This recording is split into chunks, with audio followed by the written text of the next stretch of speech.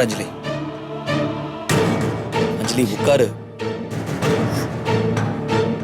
ஏய் அஞ்சலி, என்ன கண்ணெல்லாம் கலங்கிருக்கு? அவங்க பேசுனது நினைச்சு கவலைப்படுறியா? இல்ல. பின்ன என்ன ப்ராப்ளம்? இதுக்கு காரணமே நீதான் ராஜா. நானா? என்ன சொல்ற? நான் என்ன பண்ண? நான் உனக்கு என்ன பண்ணேன்னு எனக்கு தெரியல ராஜா.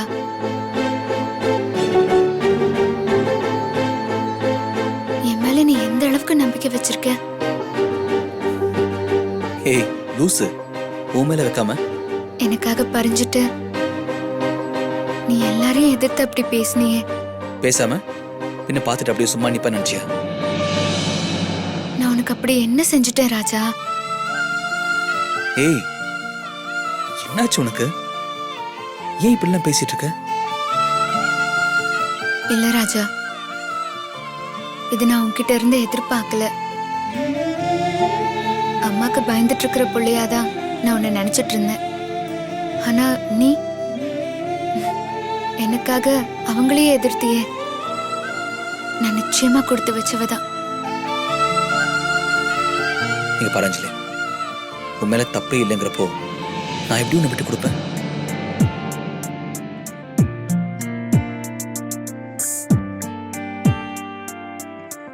அது அம்மாவா இருந்தாலும் சரி, யாரா இருந்தாலும் சரி, நீ தப்பே செய்யலைங்கிறப்போ உன்னை ஒருத்தர் பேசுறாங்கன்னா அதை என்னால பார்த்துட்டுல இருக்க முடியாது அஞ்சலி. உயிரே உன் பார்வையா இந்நேரம் நெஞ்சோரம் வைத்தாயே. உயிரே கண்ணோரமாய் தீராத கார்காலம் தந்தாயே நீயே. விழியே கண்ணீரிலே மூழ்காதே மூழ்காதே நீ ஓடம் போலே. கவிதை என் உயிர் போனாலும் நான் சந்தோஷமா சாவேன் ராஜா. எனக்கு இது போதும், எனக்கு இது போதும்.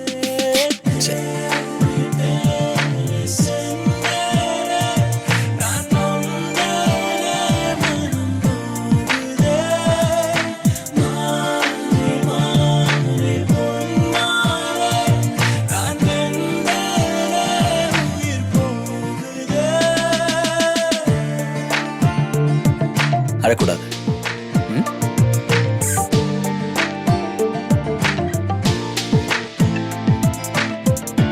நினைவே நீதானடி நீங்காதே நீங்காதே வானியே நீயே. கனவே நீதானடி நீ இன்றி நான் போகும் என் பாதை தீயே.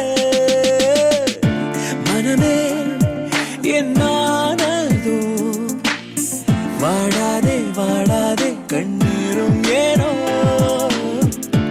உலகே பொய்யானதோ சேராதோ சேராதோ மெய்காதல் தானோ.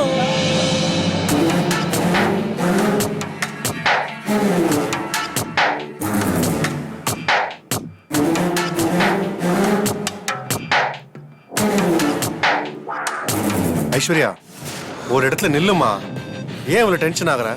எப்படி நான் டென்ஷன் ஆகாம இருக்க முடியும்? நம்ம பிளான் பண்ணது எல்லாமே ஃபெயிலியர் ஆயிட்டு இருக்கு. அது தானா ஃபெயிலியர் ஆகலமா. அது ஃபெயிலியர் ஆகிறதுக்கு காரணமே நம்ம ராஜா தான். என்ன சொல்றீங்க? ஆமாம்மா, இன்னைக்கு நம்ம பிளான் பண்ணி எல்லாம் நல்லபடியா தான் போயிட்டு இருந்துச்சு. ராஜா வந்ததோ அது அப்படியே தலைகீழா மாறிடுச்சு. அவன் மட்டும் அவளுக்கு சப்போர்ட் பண்ணலனா அவளை நம்ம நினைச்ச மாதிரி அவ வீட்டுக்கே அனுப்பியிருக்கலாம். அதுக்கப்புறம் அவளை இங்க வர விடாம பண்ணிருக்கலாம். ஆனா அவன் வந்துட்டான். அவன் ஏன் தான் இப்படி இருக்கானே தெரியலமா. அந்த அஞ்சலி அவனை அந்த அளவுக்கு மயக்கி வச்சிருக்கான். அவன் அவளோட தாசனாவே மாறிட்டான். அவனை அவகிட்ட இருந்து பிரிச்சாதான் நம்ம திட்டம் எல்லாம் பலிக்கும் போல இருக்குமா. என்ன பேசுறீங்க நீங்க? அவங்கள பிரிக்கிறதுக்காக தானே நம்ம எல்லா திட்டமும் போட்டுட்டு இருக்கோம். அப்படி இல்லன்னு சொல்லமா. அஞ்சலி மேல அவனுக்கு வெறுப்பு வரா மாதிரி செய்யணும்னு சொல்றேன். அதுக்காக தானே இந்த விஷயத்தை பண்ணும்.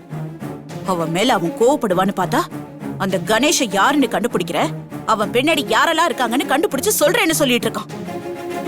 விட்டா அது நடந்துருமோன்னு எனக்கு பயமா இருக்குமா. அவன் மாட்டினா தானே நமக்கு பிரச்சனை. பிளான கொஞ்சம் சேஞ்ச் பண்ணா. என்னம்மா சொல்ற? ஒரு நிமிஷம் இருங்க.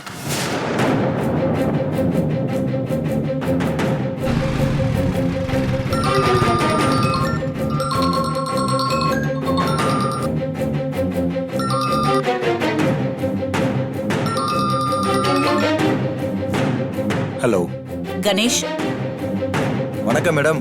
என்ன அந்த பொண்ணு வீட்டை விட்டு போயிட்டாளா? எல்லாம் சொதப்பிருச்சு. ஐயோ, என்ன மேடம் சொல்றீங்க? என் பையன் அந்த அஞ்சலிக்கு ரொம்ப சப்போர்ட் பண்றான். அவ மேல தப்பு இல்லைன்னு என்கிட்டயே ஆர்கியூ பண்றான். அந்த கணேஷ் யாரு, அவன் பின்னாடி யார் இருக்காங்கன்னு கண்டுபிடிச்சு காட்டுறேன்னு என்கிட்டயே சவால் விடுறான். மேடம், அது பெரிய சிக்கலாச்சே மேடம். அதனாலதான் பிளான கொஞ்சம் மாத்தலான்னு பாக்குறேன். நான் சொல்றபடி நீ செய்யணும்.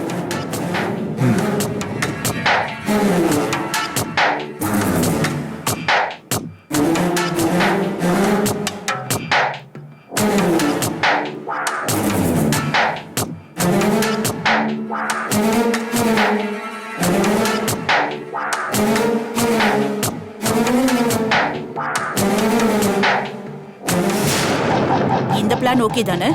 Super idea madam. அப்போ நாளைக்கு ரெடியா இரு. சரிங்க மேடம்.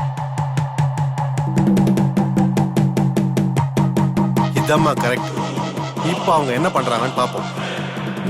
சரிண்ணே, நீங்க போய் கணேஷுக்கு என்னெல்லாம் தேவையோ அதெல்லாம் ஏற்பாடு பண்ணி கொடுத்துட்டு வாங்க. சரிம்மா, வரேன்.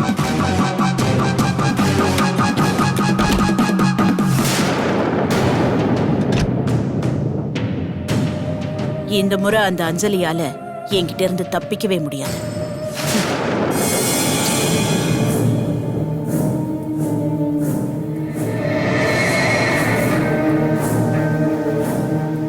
என்னங்க தலையில கை வச்சுட்டு உட்காந்துருக்கீங்க?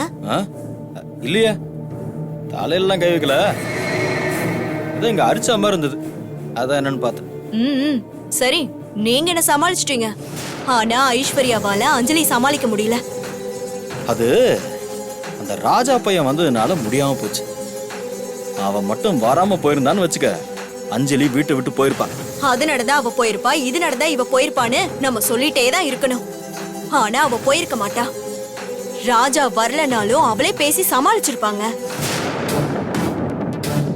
நாம கேடின்னா அவ கில்லாடியா இருக்காள.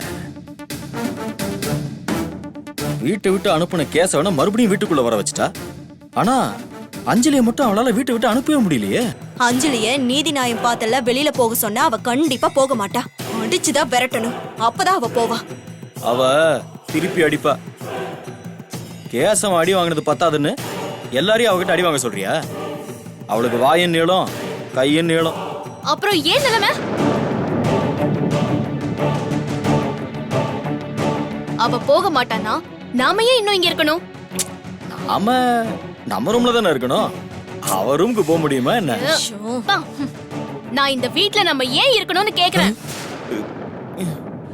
நமக்கு வேற எங்கம்மா வீடு இருக்கு? ஜமீன் சொத்தை பிரிச்சு கொடுத்திருந்தா இருந்திருக்கும். இங்கதான் அது எதுவும் நடக்கலையே. பிரிச்சு கொடுத்திருந்தா மட்டும் நீங்க அப்படியே அதை வச்சிருந்திருப்பீங்க. இந்நேரம் அதை அழிச்சிட்டு மறுபடியும் இங்கதான் வந்து நின்னு இருப்பீங்க. அதான் போகாம நான் இங்கேயே இருக்கேன். சொத்துக்கு சொத்து மிச்சம், செலவுக்கு செலவும் மிச்சம். உங்க கதையை முதல்ல நிறுத்துறீங்களா? இங்க என் வாழ்க்கை அந்தரத்துல தொங்கிட்டு இருக்கு. அது மிச்சம் இது மிச்சம் ரெண்டு பேரும் பேசிட்டு இருக்கீங்க.